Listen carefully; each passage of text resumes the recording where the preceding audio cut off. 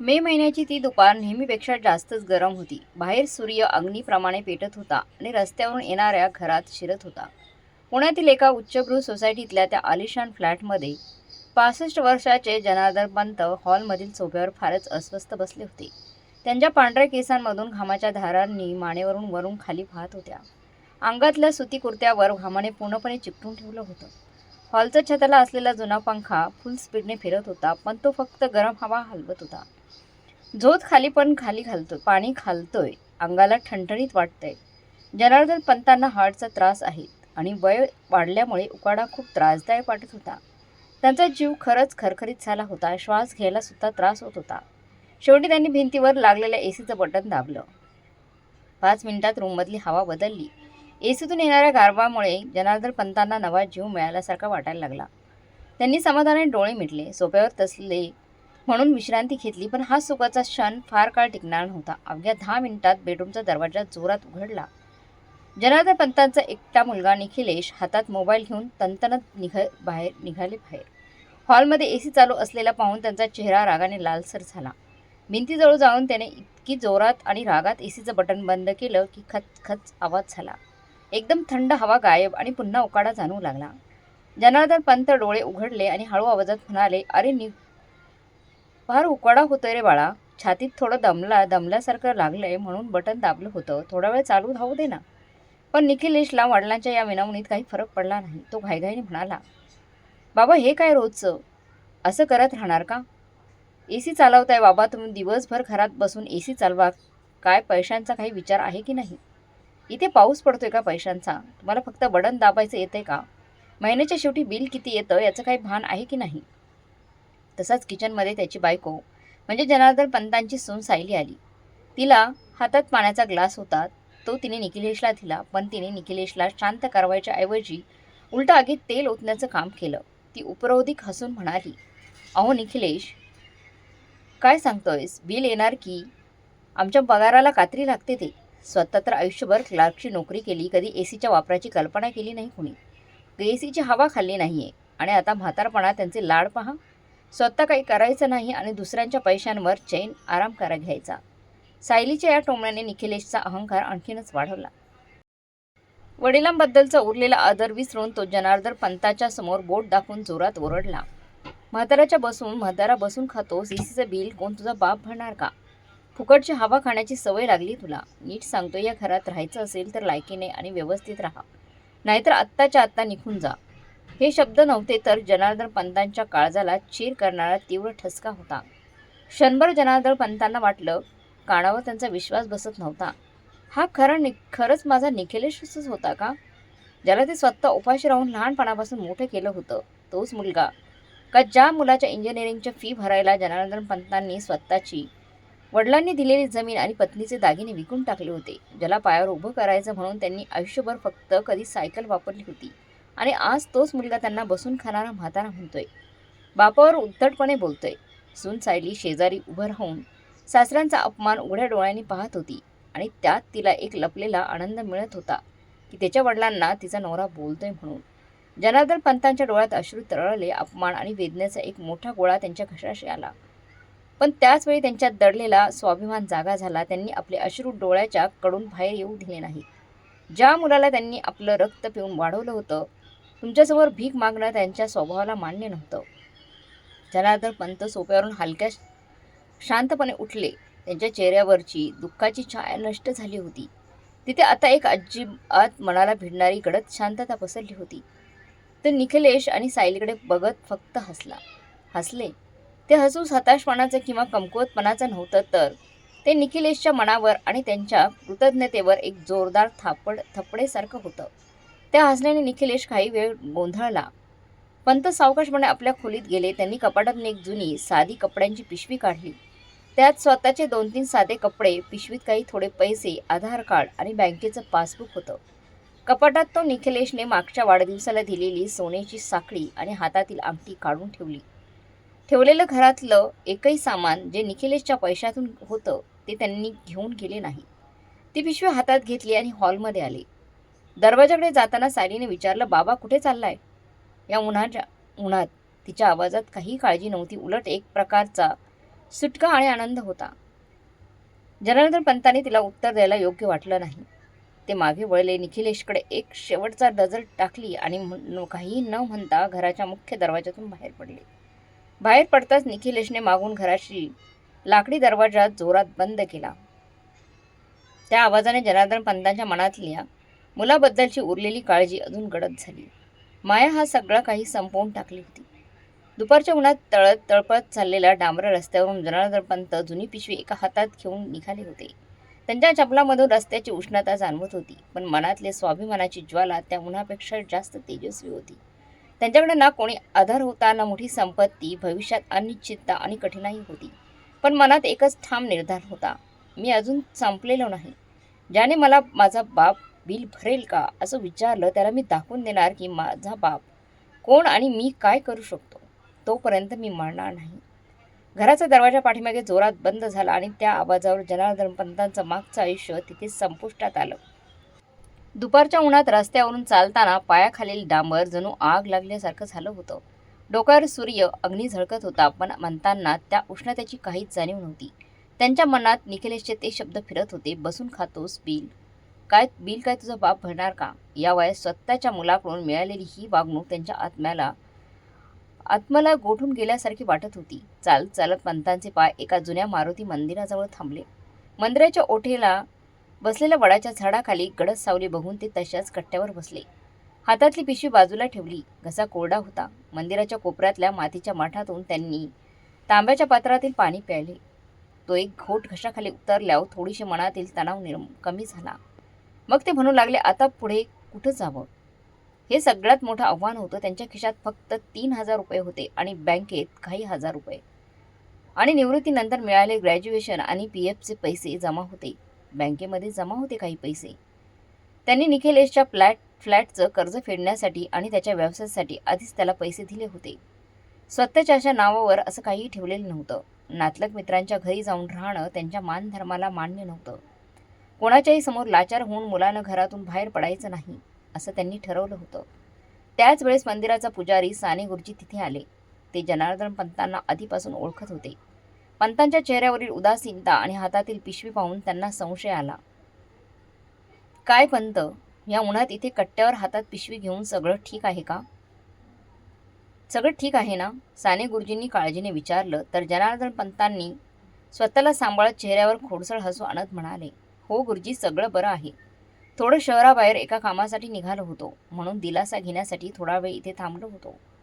पण साने गुरुजी अनुभवी होते. ते पंतांच्या हातात घेत म्हणाले, पंत, निखिलेश आणि तुमच्यात काही भांडण झालंय का. तुमचे डोळे खोटं नाही बोलत.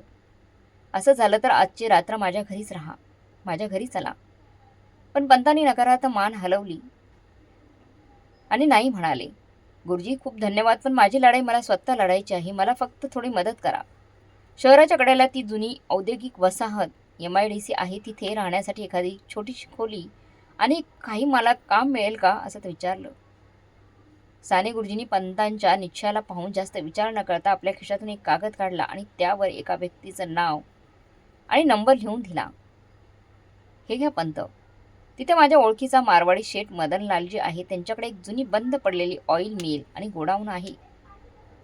तिथे रखवाली आणि हिशोब ठेवण्यासाठी प्रामाणिक माणसाची गरज आहे. गोडाऊनच्या कोपऱ्यात एक छोटीशी खोली आहे. कदाचित तुझ्यासाठी सोय होईल तिथे. जनार्दन पंतांच्या डोळ्यात आशेचा एक किरण चमकला. त्यांनी लगेच साने गुरुजींना धन्यवाद दिला आणि तिथून बस्तान घेऊन शहराबाहेरील त्या औद्योगिक वसाहतीकडे निघाले.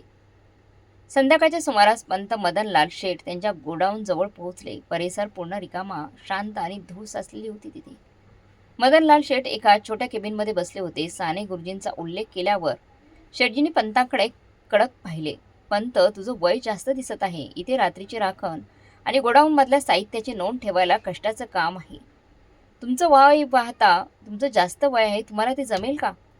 शेठनी सरळ सरळ विचारलं.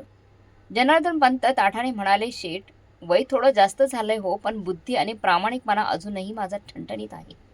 आयुष्यभर बँकेत आणि सरकारी ऑफिसमध्ये हिशोबाचं काम केलंय मी. तुमच्या हिशोबात एक तुटरीही होणार नाही आणि रात्रीच्या राखणीत मी टिकेनच. तुम्ही फक्त माझ्यासाठी राहायला जागा आणि महिन्याला पोटभर जेवायला पैसे देत जा. पंताच्या आत्मविश्वासाने आणि स्पष्ट बोलण्यात मदनलाल शेठ खुश झाले. त्यांनी पंतांना नोकरी दिली. महिन्याला पगार म्हणून 8,000 रुपये आणि राहण्यासाठी गोडाऊनच्या एका कोपऱ्यात जागा दिली. तिथे पत्र्याच्या खोलीत राहायला मान्य केलं. ती खोली खूपच साधी होती. एका कोपऱ्यात लोखंडी खाट, एक जुना टेबल, खुर्ची आणि पाण्याचा माठ एवढंच होतं. पंतांनी आपल्या पिशवीतून कपडे बाहेर काढून खाटेवर ठेवले. गोडाऊनच्या बाहेरून साधं वडापाव आणि चहा आणून रात्रीचं जेवण केलं. रात्रीच्या वेळी पत्र्याच्या छतावरून थोडा गारवा येत होता. घरातील एसीच्या हवेच्या तुलनेत त्या खोलीतील थंड वारा पंतांना जास्तच आवडत होता. कारण त्यात लाचारी नव्हती, पण स्वाभिमानाचा सुगंध होता. पंतांनी मनात ठरवलं, ही तर फक्त सुरुवात आहे. पाऊल असा होता की निखिलेशने मला बिलकुल शून्य समजून बाहेर काढलं होतं. कितीतरी माझा अपमान केला होता, पण त्याच शून्यातून मी माझं नवीन साम्राज्य उभं करणार होतो. दुसरीकडे घरात एसीच्या थंडीत सोफ्यावर बसलेला निखिलेश विचार करत होता की म्हातारा 2 दिवसात पैशांशिवाय हात हलवून परत येईल आणि सगळं थांबेल. पण त्याला हे अजिबात कळत नव्हतं की ज्या बापाने त्याला घडवलं होता, तो बाप आता स्वतःचा नवा इतिहास लिहायला सज्ज होता. गोडाऊनमध्ये राखण आणि हिशोब ठेवण्याचं काम करत जनार्दन पंतांनी आता 2 महिने झाले होते. सकाळी उठताच गोडाऊनची सफाई करणं, येणाऱ्या ट्रकचं नोंदणी करणं, हे सगळं काम दररोज होत होतं. सगळं ते ठेवणं आणि मदनलाल शेठ यांच्या ऑइल मिलच्या कच्च्या आणि पक्क्या या सगळ्यांचा चोख हिशोब ठेवणं, हा त्यांचा दररोजचा दिनक्रम बनलेला होता. निवृत्त बँक कर्मचाऱ्यांमुळे पंतांचा हिशोब इतका अचूक असायचा की मदनलाल शेठ त्यांच्या व्यवसायातील हजारो रुपयांची होणारी गळती आणि चोरी पंतांना सहज पकडून दिली होती. त्यामुळे शेठजी पंतांवर खूप खुश झाले होते. पण जनार्दन पंत एवढ्यातच थांबले नाहीत. त्यांच्या मनात निखिलेशचे टोमणे सतत आग पेटवत होते. त्यांना काहीतरी मोठं करायचं होतं. त्या औद्योगिक वसाहतीत MIDCमध्ये हजारो मजूर आणि इंजिनियर्स काम करत होते. दुपारी जेवायला चांगल्या खानावळीत किंवा हॉटेलमध्ये मोठा त्रास होत असे. जिथे काही धाबे होते तिथे अगदी तेलकट आणि अस्वच्छ जेवण मिळायचं. पंतांनी ही गरज ओळखली. त्यांची पत्नी मरण पावल्यावर घरचा स्वयंपाक करत होत्या. त्यामुळे पंतांना अप्रतिम चव येत होती. विशेष करून मराठमोळी, तेलपोळी, मऊ, आंबोळी, शेवयांची खीर आणि चवदार मटर पनीर यामध्ये त्यांचा जबरदस्त हातखंडा होता. एकदाच त्यांनी मदनलाल शेठ यांच्याकडे आपला विचार मांडला. शेठजी, या MIDC परिसरात दुपारी जेवणाची फार गरज आहे. जर तुमची परवानगी झाली तर काही असं आहे की गोदामाबाहेर एका मोकळ्या जागी मी एका लहानशा घरगुती दुपारच्या जेवणासाठी चहा किंवा अन्नाचं ठिकाण तयार करायचं आहे.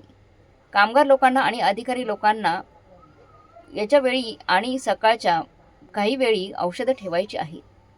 यामुळे तुमच्या कामावर काही अडथळा येणार नाही. मदनलाल शेठ यांना पंत सरांवर पूर्ण विश्वास होता. ते लगेच मंजूर झाले. इतकंच नाही तर त्यांनी पंत सरांना 2,000 रुपयांची रक्कम दिली, जी जेवणासाठी, भांडी आणि दुकानातील सामान खरेदी करण्यासाठी वापरता येतील. सुरुवातीला पंतांनी त्यातले पैसे आणि शेठजींनी दिलेली मदत वापरून एक छोटंसं ऑफिस उघडलं. ते लोक हा लहान प्रकल्प म्युझिक यशस्वीपणे चालू लागले.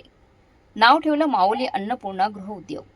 पहिल्या दिवशी पंतांनी स्वतः सकाळी 4 वाजता उठून मऊ गरमागरम आंबोळी आणि चटणी बनवली. दुपारी साधं पण चवदार घरगुती जेवणाचे 20 डबे तयार केले. सुरुवातीला काही मजूर तिथे आले. पंतांच्या हातची चव आणि जेवणातील आपुलकी मजुरांच्या थेट काळजाला भिडली. फक्त 15 दिवसात पंतांच्या जेवणाची कीर्ती संपूर्ण MIDC परिसरात पसरली.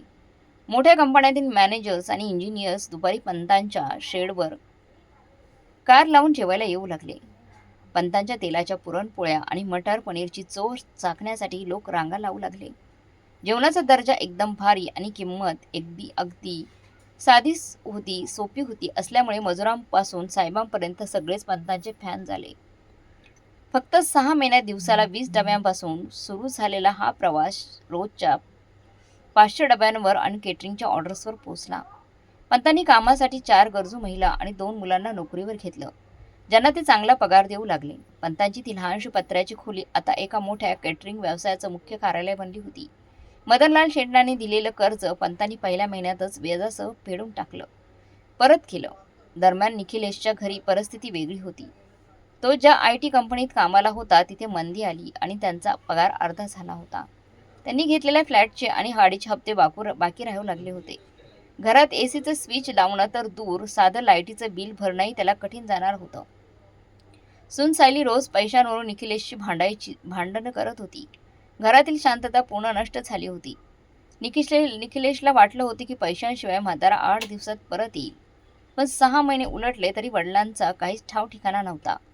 त्यामुळे त्याचा अहंकार इतका होता की वडिलांचा शोध घेण्याचा विचार त्यालाच येत नव्हता. पण दुसरीकडे त्याचे सगळे आर्थिक गणितच कोलमडून गेले होते. एका रविवारी निखिलेशच्या एका बालमित्राला, जो एका मोठ्या मॅन्युफॅक्चरिंग कंपनीत मॅनेजर होता, तो भेटायला निखिलेश आपल्या घरी आला. गप्पा मारताना निखिलेशने पैशांबद्दल आणि कंपनीतील जेवणाची तक्रार केली. त्यावर त्याचा मित्र म्हणाला, अरे निखिलेश, आमच्या MIDC परिसरात माऊली अन्नपूर्णा कॅटरर्स नावाचे आजोबा आहेत. काय अप्रतिम जेवण बनवतात. आमच्या कंपनीतल्या सगळ्या पार्टींचं जेवण आता तेच करतात. महिन्याला अक्षरशः लाखो रुपये कमवतात ते. लाखो रुपयांची उलाढाल आहे. अगदी रिकाम्या ठिकाणाहून उभे राहिलेले ते म्हातारे, पण त्यांचा अभिमान, स्वाभिमान आणि बिझनेससाठी मन मोठं आहे. माणूस जिंकायचा असेल तर असं करावं, असं मित्राच्या तोंडून त्या यशस्वी म्हातारीची गोष्ट ऐकताना निखिलेशच्या मनात कुठेतरी एक अनामिक भीती घर करून बसली. त्याला माहीतच नव्हते की त्याचा मित्र, ज्या माऊली अन्नपूर्णाचा मालकाचं कौतुक करत आहे, तो दुसरा कोणीही नसून त्यानेच घरातून हाकलून दिलेले स्वतःचे वडील जनार्दन पंत आहेत. माऊली अन्नपूर्णा कॅटरर्स हे नाव आता संपूर्ण औद्योगिक क्षेत्रात एका ब्रँडसारखे गाजत होते. जनार्दन पंतांनी कधी जेवणाच्या दर्जापासून किंवा स्वच्छतेपासून तडजोड केली नाही. मागणी वाढल्यामुळे त्यांनी MIDCच्या मुख्य चौकात एक मोठं गाळा भाड्याने घेतला आणि तिथे एक अत्याधुनिक स्वच्छ सेंट्रल किचन सुरू केलं. जे हात अगोदर बँकेत फक्त फायली पत्र हाताळायचे, तेच आता शेकडो लोकांच्या भुकेपाठी जेवण बनवत होते. पंतांनी आपला व्यवसाय कॉर्पोरेट पद्धतीने चालवायला सुरुवात केली. जेवण वितरण्यासाठी त्यांनी 2 छोट्या गाड्या घेतल्या. परिसरात साधारण 15-20 मोठ्या कंपन्यांनी त्यांच्या कर्मचाऱ्यांच्या दुपारच्या जेवणासाठी कॅन्टीनचं ऑफिशियल कॉन्ट्रॅक्ट थेट जनार्दन पंतांना दिलं होतं. आता पंतांच्या हाताखाली 25 पेक्षा जास्त कामगार काम करत होते. महिन्यांचा उलाढाल लाखोंच्या घरातून थेट कोट्यावधींच्या दिशेने चालला होता. इतकं मोठं यश मिळाले तरी जनार्दन पंत पूर्वीसारखे साधेपणाने राहायचे. ते आजही पहाटे 4 वाजता उठून स्वतः मसाल्यांची गुणवत्ता तपासत असत. पण एका गोष्टीची त्यांनी नक्की काळजी घेतली होती. त्यांच्या या बिझनेसच्या सर्व कागदपत्रांवर, जाहिरातींवर आणि बोर्डवर माऊली अन्नपूर्णा असं मस्त टॅग लाईन असायचं. स्वाभिमानाने कमवलेलं आणि आपुलकीने वाढवलेले ते नाव. पण दुसरीकडे निखिलेशच्या आयुष्यात अंधार आणखी जास्त वाढत चालला होता. त्याच्या IT कंपनीत खर्च वाचवण्यासाठी ले ऑफ सुरू झालं होतं. दुर्दैवाने त्याची नोकरी गेली. डोक्यावर फ्लॅटचं लाखोंचं कर्ज, गाडीचे हप्ते आणि घरात 2 वेळचा खाण्याचा तुटवडा, अशी अवस्था झाली. नोकरी गेल्यामुळे सून सायलीचा पारा चांगलाच चढला. तुमच्यात काहीच कर्तृत्व नाही, साधं घरही चालवू शकत नाहीत, असं तिने म्हणायचं. तर तो म्हातारा घरातून हाकलू दिला तेव्हापासून या घराला कुणाच्या तरी नजर लागलीये, असं सायली म्हणत होती. लक्ष्मी घरातून गेली म्हणत ती रोज निखिलेशला घालून पाडून बोलायला लागली होती. निखिलेशला आता त्या दुपारची आठवण येऊ लागली, जेव्हा त्याने वडिलांना ACचं बिल भरायचं का म्हणून अपमानित केलं होतं. त्याला आता कळलं होतं की वडिलांचा आशीर्वाद जो त्या घरावर होता ते गेल्यामुळेच आज याची ही अवस्था झाली आहे. पण त्यांचा अहंकार अजूनही त्याला वडिलांचा शोध घ्यायला कधीच परवानगी देत नव्हता. एक दिवस निखिलेशला त्याच्या मित्राकडून कळलं की MIDC परिसरातील एका प्रसिद्ध फूड ब्रँडला त्यांच्या वाढत चाललेल्या व्यवसायासाठी एक ऑपरेशन्स आणि लॉजिस्टिक्स मॅनेजर पाहिजे, जो गाड्या आणि डिलिव्हरीचं व्यवस्थापन नीट करू शकेल. पगारही छान आहे. सध्या निखिलेशला नोकरीची फार गरज होती, म्हणून त्याने कुठलाही विचार न करता त्या कंपनीला आपला रिझ्यूम पाठवला. फक्त 2 दिवसात कंपनीने मुलाखतीसाठी ईमेल पाठवला. त्या ईमेलवर कंपनीचं नाव होतं माऊली अन्नपूर्णा ग्रुप ऑफ हॉस्पिटॅलिटी लिहिलेलं होतं. मुलाखतीचा दिवस आला. निखिलेशने आपला एकवटलेला चांगला सूट घातला आणि दिलेल्या पत्त्यावर पोहोचला. MIDCतील ती भव्य 2 मजली कॉर्पोरेट बिल्डिंग पाहून त्याला थोडा धक्का बसला. बाहेर माऊली अन्नपूर्णाचा मोठा फिरणारा LED बोर्ड चमकत होता. या कंपनीचा मालक नक्की खूप मेहनत करून हे साम्राज्य उभं केले असं त्याला वाटलं. मनात विचार येताना निखिलेशला ती इमारत त्याने गाठली. तिथल्या रिसेप्शनिस्टशी बोलून त्याला पहिल्या मजल्यावरील मुख्य MD मॅनपॉवरिंग डायरेक्टर यांच्या केबिनसमोर थांबायला सांगितलं गेलं. निखिलेश तिथेच थांबला होता.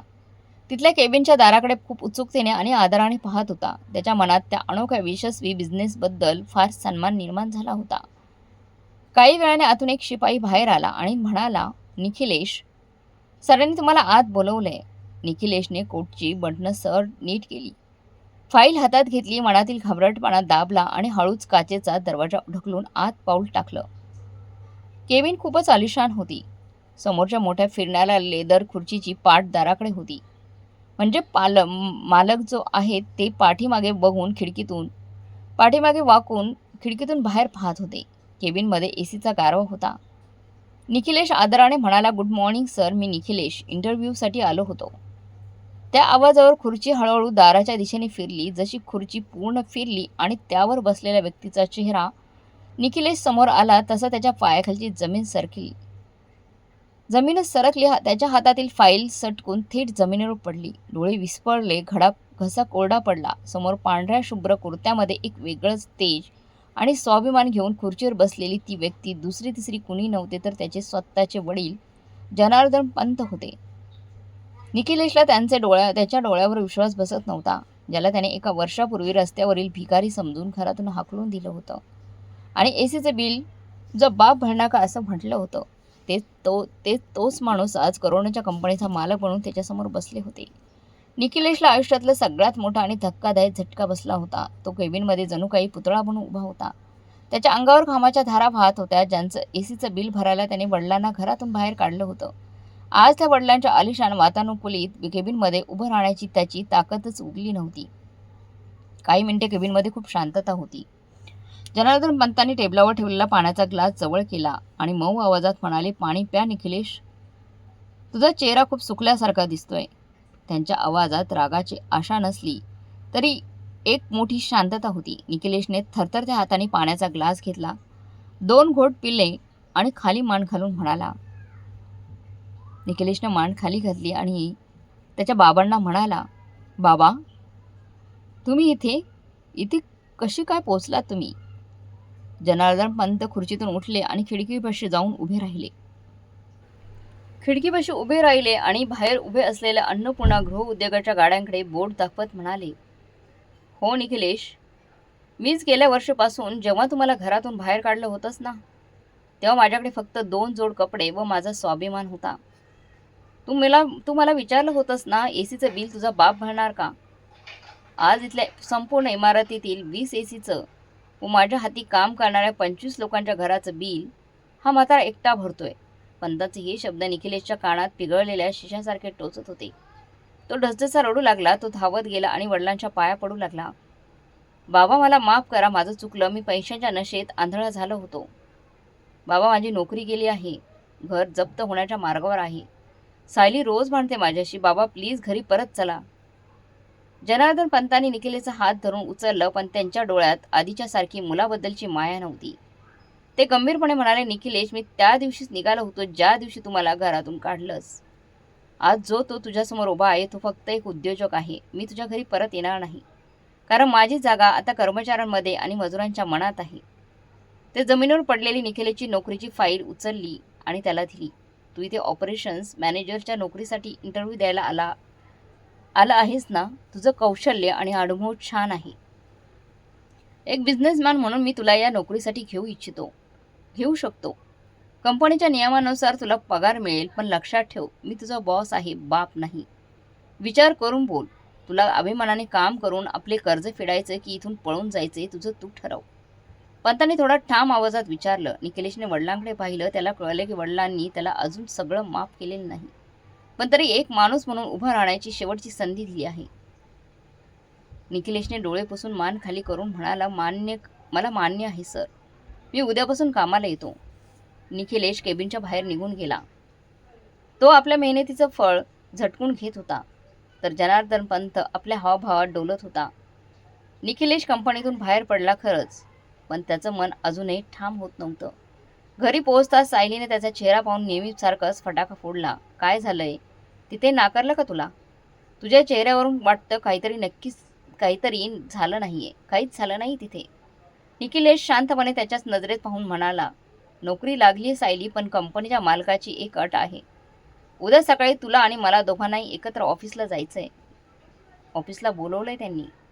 मग जॉईनिंग लेटर सायलीला मिळणार. थोडं आश्चर्य वाटलं तिला, पण घरातील पैशांच्या तंगीमुळे ती लगेच तयार झाली. बरं आहे, नक्की काहीतरी मोठी पोस्ट असणार, म्हणून मालकाला भेटायचं झालं तर मी येईन.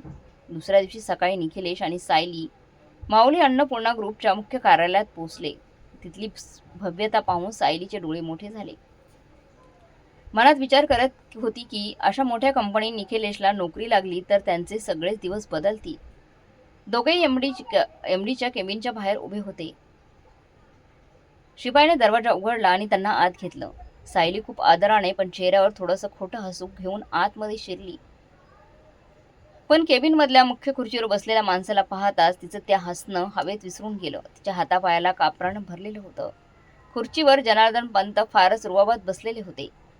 केबिनमध्ये एसी चालू होता आणि त्याचा थंडगार हवा संपूर्ण खोलीत पसरलेली होती. जनार्दन पंतांनी सायलीकडे पाहिलं आणि टेबलावर ठेवलेले एक कागदपत्र पुढे सरकवत गळ्यात शांत पण कोरड्या आवाजात म्हणाले, सायलीबाई बसा. ओळखलं का या म्हाताऱ्याला? सायलीच्या तोंडातून एकही शब्द निघाला नाही. ती फक्त भीतीने थरथर कापत होती. तिला त्या दुपारचे शब्द स्वतःचे आठवले. आयुष्यभर क्लार्कची नोकरी केली, स्वतः काही करायचं नाही आणि दुसऱ्यांच्या पैशांवर चैन करायची. पंत पुढे म्हणाले, सायली, त्या दिवशी तुम्ही मला म्हणाला होतात ना की स्वतः काही केलं नाही. बघा, आजही संपूर्ण कंपनी, ही गाडी, ह्या गाड्या, हे साम्राज्य ह्या म्हाताने स्वतःच्या हिमतीवर उभं केलं आहे. आणि निखिलेश, तू विचारलं होतंस ना की एसीचं बिल तुझा बाप भरणार का? आज मी फक्त या ऑफिसचं नाही तर ज्या घरात तुम्ही राहताय आणि ज्याचा हप्ता थकलाय त्या तुमच्या घराचाही हप्ता भरणार आहे. कर्ज फटकन फेडू शकतो एवढी श्रीमंती या बापाने कमवली आहे. सायली आणि निखिलेश दोघांनी मान खाली केली होती. त्यांचा अहंकार फुकटच फुटला होता. ज्या सासू-सासऱ्यांचा तुम्ही अपमान केला त्या लोकांनी आज तुम्हाला 1000 पटीने घेतलंय. निखिलेशला नोकरी दिली कारण तो या कामासाठी खरं पात्र आहे. पण सायली, तुला इथे यासाठी बोलवले की तुला समजावं की माणसाला त्याच्या कर्माची फळ याच जन्मात आणि याच जगात भोगावी लागतात. तुम्ही मला घरातून काढलं पण देवाने मला शेकडो लोकांच्या पोटभर जेवण द्यायला ताकद दिली आहे. भागवाल्याचा सन्मान मिळतोय मला. पंतांच्या आवाजातला तो गर्व सायलीच्या दुप्पट हृदयाला चिरून गेला. सायली रडत रडत पंतांचे पाय धरून म्हणाली, बाबा, मला माफ करा, मी चुकले. पैशाच्या गर्वात मी तुमच्यासारख्या देवाचा अपमान केला. आम्हाला माफ करा. जनार्दन पंतांनी तिचे हात बाजूला केले आणि म्हणाले, माफी देणारा मी नाही. आता तुमचा दर्जा सिद्ध करा. प्रामाणिकपणे काम करा आणि गर्वाने जगायला शिका. त्या दिवशी मुलाला आणि मुसिनीला त्यांच्या आयुष्यातील सर्वात मोठा धडा मिळाला होता. जनार्दन पंतांनी पैशातून नव्हे तर त्यांच्या कामगिरीतून आणि गर्वातून ते लोकांनी मान्य झालं होतं. जनार्दन पंत कंपनीत नोकरी घेतल्यापासून निखिलेशला 6 महिने पूर्ण झाली. त्या 6 महिन्यात निखिलेश खूप बदललाय. आधीचं त्याचं गर्विष्ठपणा, रागीट स्वभाव आता कुठेच दिसत नाही. आता तो कंपनीत एक साधा कर्मचाऱ्याप्रमाणे, माणसाप्रमाणे काम करत होता. रोज वेळेवर येणं, कामगारांच्या आदराने बोलणं, कंपनीच्या वाहनांची व्यवस्था नीट सांभाळणं, हे सगळं तो मोठ्या प्रेमाने करतोय. घरात सायलीच्या ओळखीमुळेही मोठा बदल, स्वभावामध्ये बदल झाला आहे. तिच्या हातांनी अजूनही त्यांच्या वडिलांना पाणी दिल्यासारखा नकार दिला होता. पण आता तेच हात घरातले डब्बे बनवून निखिलेशसाठी आणि ऑफिससाठी इतर सहकाऱ्यांसाठी आनंदाने पाठवत होती. दोघांनी ही गोष्ट कधीच लक्षात घेतली नव्हती की पैसे हे कधी येतात आणि जातात, पण माणसाचा स्वभाव आणि नात्यांची मोलाची संपत्तीच खरी असते. निखिलेश आपल्या पगारातून आणि जुन्या बचतीतून हळूहळू फ्लॅटचे पुरलेले हप्ते भरायला सुरुवात केली होती. तो दरमळा मिळणाऱ्या पगारातून एक विशिष्ट रक्कम बाजूला ठेवून ती जनार्दन पंतांच्या ऑफिसमध्ये नेऊन देई. एक दिवस पंतांनी निखिलेशला विचारलं, निखिलेश, हे पैसे कशासाठी? निखिलेश डोकं खाली करून डोळ्यात अश्रू घेऊन म्हणाला, सर, हे माझ्या पहिल्या काही महिन्यांच्या पगारातील पैसे आहेत. जे काही मी कमवते त्यातला हे एक भाग आहे. तुम्ही त्या दिवशी म्हणालात ना, एसीचं बिल कोण भरणार? बाबा, मी तुमच्या त्या एसीच्या बिलाची कधीच भरपाई करू शकणार नाही. पण हा माझ्या पश्चातापाचा एक लहानसा हिस्सा आहे. कृपया बाबा, हे पैसे स्वीकारा. मुलाच्या चेहऱ्यावरचा प्रामाणिकपणा, पश्चाताप आणि बदल पाहून जनार्दन पंतांनी वडिलकीचे मन थोडं हलकं झालं. त्यांनी ते पैसे हातात घेतले, पण स्वतःकडे न ठेवता ते तिथेच उभे असलेल्या ऑफिसच्या शिपायाला दिले आणि म्हणाले, या पैशातून आपल्या MIDCतील गरीब कामगारांना मुलांसाठी पुस्तकं आणि शैक्षणिक साहित्य आण. पंतांनी निखिलेशच्या खांद्यावर हात ठेवला आणि म्हणाले, निखिलेश, मला तुझ्या पैशांची गरज नाही, मला फक्त तुझा हा बदल पाहायचा होता. तू आज एक चांगला कर्मचारी आणि एक चांगला माणूस बनलास. यातच माझा विजय आहे. त्याच वर्षाच्या शेवटी माऊली अन्नपूर्णा ग्रुपला राज्याचा सर्वोत्तम आणि सर्वात प्रामाणिक कॅटरिंग ब्रँड म्हणून निवडले गेले होते. उद्योगभूषण पुरस्कार जाहीर झाला. एका मोठ्या ऑडिटोरियममध्ये हा पुरस्कार सोहळा चालू होता. शेकडो प्रतिष्ठित उद्योजक आणि पत्रकार तिथे उपस्थित होते. जेव्हा जनार्दन पंतांचं नाव घेतलं गेलं तेव्हा संपूर्ण हॉल टाळ्यांच्या धमाल आवाजाने गुंजला. पंत स्टेजवर गेले, पुरस्कार स्वीकारला आणि माईक हातात घेतला. त्यांनी आपल्या भाषणात सांगितलं, हा पुरस्कार माझा एकट्याचा नाही. आज मी इथे उभा आहे कारण 1 वर्षापूर्वी मला माझ्या आयुष्यातील सर्वोत्तम धडा मिळाला. कोणीतरी मला विचारलं होतं, तुझ्या घराचं बिल, एसीचं बिल तुझा बाप भरेल का? असं नाही का? का तुझ्या एका अपमानामुळे माझ्या डोळ्यातील अश्रू सुकले आणि मला स्वाभिमानाची आग पेटली माझ्या मनात. आज मी त्या व्यक्तीचा ऋणी आहे कारण जर त्याने मला त्या दिवशी घरातून बाहेर फेकले नसते तर आज मी शेकडो मजुरांच्या पोटाची भूक भागवणारा अन्नदाता बनू शकलो नसतो. अपमानाला कधी उत्तराने नाही तर आपल्या कर्तृत्वाने उत्तर द्यायचं हा निसर्गाचा कायदा आहे. प्रेक्षकांमधील पहिल्या रांगेत बसलेला निखिलेश आणि सायली हे ऐकताना ठसठस रडत होते, पण ते अश्रू दुःखाचे नव्हते तर त्यांच्या वडिलांबद्दलच्या आदराचे आणि अभिमानाचे होते. मुलाने निखिलेशने वडिलांना अपमान करून घरातून काढलं होतं, पण नियतीने वडिलांच्या इतक्या उंचीवर आणलं होतं की जिथे सगळं जग त्यांच्यासमोर नतमस्तक होत होतं. कार्यक्रम संपल्यानंतर जनार्दन पंत स्टेजवरून खाली आले. निखिलेश आणि सायलीने सर्वांसमोर येऊन पंतांच्या पायावर डोकं ठेवलं. यावेळी पंतांनी त्यांना दूर केलं नाही तर दोघांच्या डोक्यावर ममत्वाने हात ठेवला. घर, नातं आणि स्वाभिमान यांचा एक वेगळा संघर्ष होता, ज्यात एका गर्विष्ठ वडिलांनी जे काही करून दाखवलं ते पाहून मुलाला जबरदस्त धक्का बसला होता. शेवटी त्यांच्या आयुष्याला एक योग्य वळण मिळालं होतं. अशा प्रकारे मित्रमैत्रिणींनो, जनार्दन पंतांनी त्यांच्या मुलाला आणि सुनेला माफ केलं आणि त्यांना जवळ केलं. मित्रांनो, कथा ही शेवट गोड तर सगळंच गोड, अशा प्रकारे या कथेचा शेवट झालाय. तर मग मित्रमैत्रिणींनो, तुम्हाला काय वाटते? जनार्दन पंतांनी शेवटी जे काय केलं ते योग्य होतं की अयोग्य? कमेंट करून नक्की कळवा. कथा चांगली वाटली असेल तर लाईक, शेअर, सबस्क्राईब नक्की करा. भेटूया पुढच्या कथेत. तोपर्यंत धन्यवाद.